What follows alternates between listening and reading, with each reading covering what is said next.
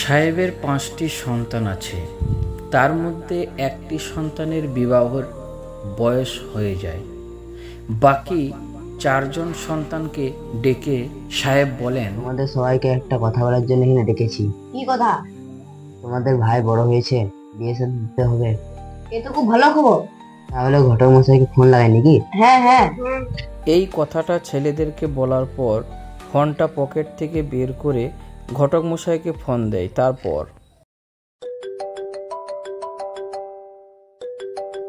সাহেবের ফোন হচ্ছে মনে হচ্ছে। আসসালামু আলাইকুম। ওয়ালাইকুম আসসালাম। আপনি কেমন আছেন সাহেব? আলহামদুলিল্লাহ, খুব ভালো আছি। বলছিলাম একটা পাত্রী দরকার আমার ছেলের লেগে। আচ্ছা আচ্ছা, ঠিক আছে, তাহলে আগামীকাল জানাচ্ছি। আচ্ছা ঠিক আছে, কালকে জানাবেন।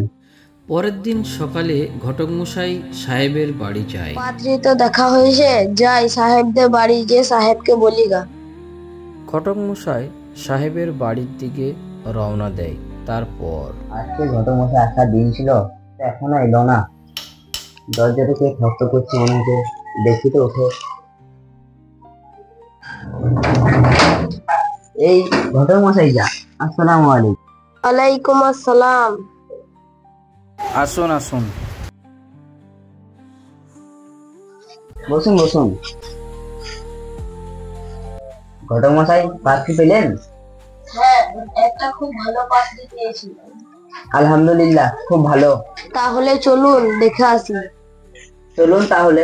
সাহেব তার 5 সন্তানকে সঙ্গে করে নিয়ে ঘটকের সাথে একসঙ্গে পাত্রীর বাড়ির দিকে রওনা দেয়।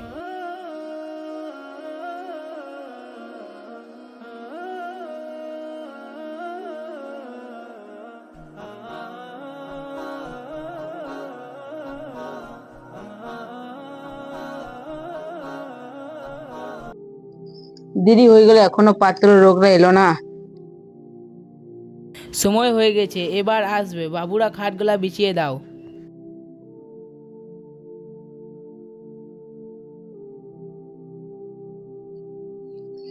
ওই চলে এসছে মনে হচ্ছে। আসসালামু আলাইকুম। ওয়ালাইকুম আসসালাম। কেমন আছেন? আলহামদুলিল্লাহ ভালো। আপনি কেমন আছেন? আলহামদুলিল্লাহ, খুব ভালো আছি। আসুন আসুন, বসুন।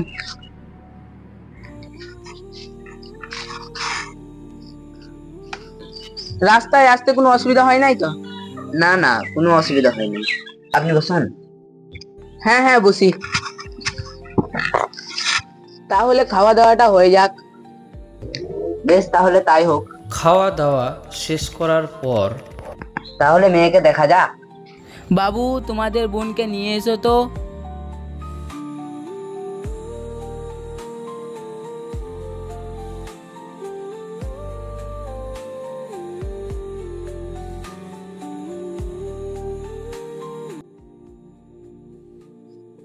যাও মা, ভিতরে যাও।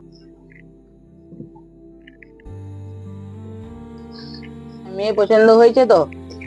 ইমরান, তোমার ভাইকে জিজ্ঞেস করে দেখো পছন্দ হয়েছে নাকি। ভাই পছন্দ হয়েছে তো? আলহামদুলিল্লাহ পছন্দ হয়েছে। আলহামদুলিল্লাহ পছন্দ হয়েছে। দিনখানটা করিনি? না বুঝে পরে করব। আগামী সপ্তাহে জানাইছি। আসসালামু আলাইকুম। ওয়ালাইকুম আসসালাম। আসছি তাহলে। হ্যাঁ বেশ, তাহলে যাও।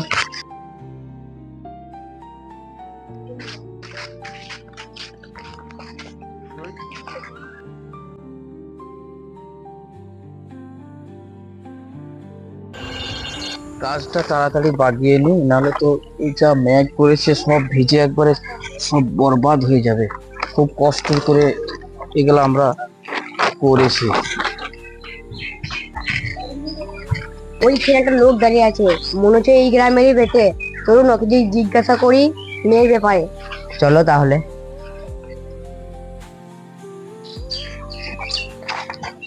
আসসালামু আলাইকুম। ওয়ালাইকুম সালাম ও রহমতুল্লাহ বারাকাতুহু। তোমাদেরকে তো এই গ্রামে কখনো দেখি নাই, তোমাদেরকে নতুন লাগছে। তোমরা কোথা থেকে এসেছো? আমরা পাশের গ্রাম থেকে এসেছি এই গ্রামে পাত্রী দেখতে। আচ্ছা আচ্ছা, তো পাত্রী কি তোমাদের পছন্দ হয়েছে? হ্যাঁ, পছন্দ হয়েছে। কার বাড়িতে? সিরাজের বাড়িতে। সিরাজ, তুমি আমাকে খুব অপমান করেছিলে, তুমি আমাকে খুব লাঞ্ছিত করেছিলে। আজ তোমার মেয়ের বিবাহ আমি কিভাবে নষ্ট করি দেখো, তোমার মেয়ের বিবাহ কিভাবে হয় আমি দেখি। আমি মিথ্যা কথা বলে এই বিয়েটাকে নষ্ট করে দেবো। দাদা বললেন না? ও সিরাজের বাড়িতে বলছো? খবরদার ওই বাড়িতে বিবাহ দিবে না। একবারে বাজে লোক, একবারে খারাপ লোক। আর ওর মেয়েটা চরিত্রহীন মেয়ে, একবারে খারাপ মেয়ে। দুদিন আগে আমি শুনেছিলাম যে ওই মেয়েটা নাকি একজনের সাথে পালিয়ে গিয়েছিল, দিয়ে কাল পরশু হয়েছে ফের আবার ঘরে এসেছে।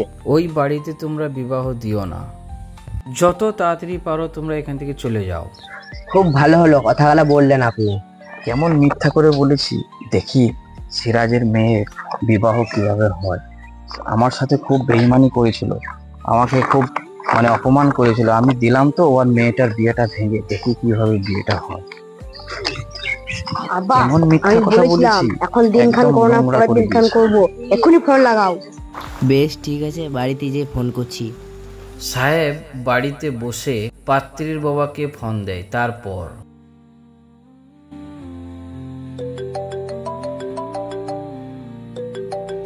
কে ফোন করলো? আসসালামু আলাইকুম। ওয়ালাইকুম আসসালাম।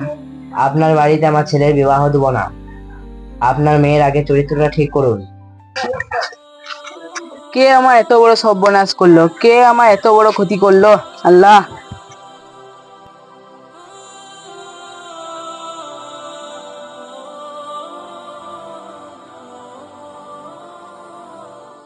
ওইরকম ভাবে মিথ্যা না বলে যদি এরকম ভাবে সত্য বলতো।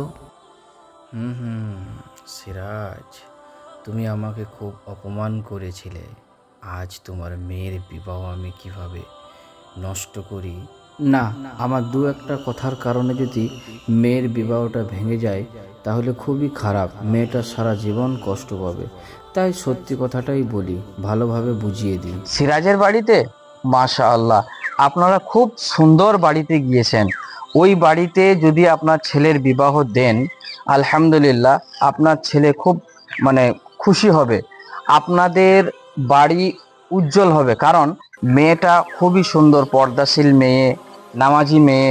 আপনার বাড়িতে যদি বউ হয়ে যায় তাহলে ঘরটা ইসলামিক শিক্ষায় শিক্ষিত হয়ে যাবে। আলহামদুলিল্লাহ, খুব সুন্দর আপনারা মেয়ে পছন্দ করেছেন। আলহামদুলিল্লাহ, অবশেষে একটা ভালো পাত্রী পাওয়া গেল। তাহলে আমরা আসি। আমাদের সমাজে বহু মানুষকে দেখা যায় যে তারা মানুষের উপকার করে না, কিন্তু ক্ষতিটা বেশি করে। মিথ্যা বলে একটা ভালো সম্পর্ককে নষ্ট করে দেয়।